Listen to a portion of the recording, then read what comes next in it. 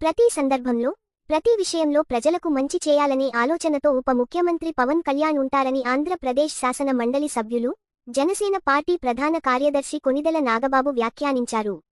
పిఠాపురంలోని గోకులం గ్రాండ్లో నిర్వహించిన కార్యక్రమంలో 22 మంది లబ్ధిదారులకు సాయంత్రం 4:38 లక్షలు సి.ఎం.ఆర్.ఎఫ్.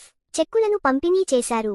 పవన్ కళ్యాణ్ సిఫార్సుతో కేటాయించిన సి.ఎం.ఆర్.ఎఫ్. చెక్కులను లబ్ధిదారులకు ప్రత్యేకంగా 8 లక్షలు ఎల్.ఓ.సి. చెక్కును అందజేయడం జరిగిందని వెల్లడించారు. పిఠాపురంలోని రాపర్తి జెడ్.పి.హెచ్.ఎస్. పాఠశాలలో చదువుకున్న దేశనీడి మణిక్యాలరావు కుమార్తె డి.ఎస్.ఎన్.వి. పూజ 580/600, నక్కా దొరబాబు కుమారుడు ఎన్.జె.వి. రవితేజ 580/600 మార్కులు సాధించి ప్రథమ స్థానంలో నిలిచినందుకుగాను వారిని ప్రత్యేకంగా అభినందించారు.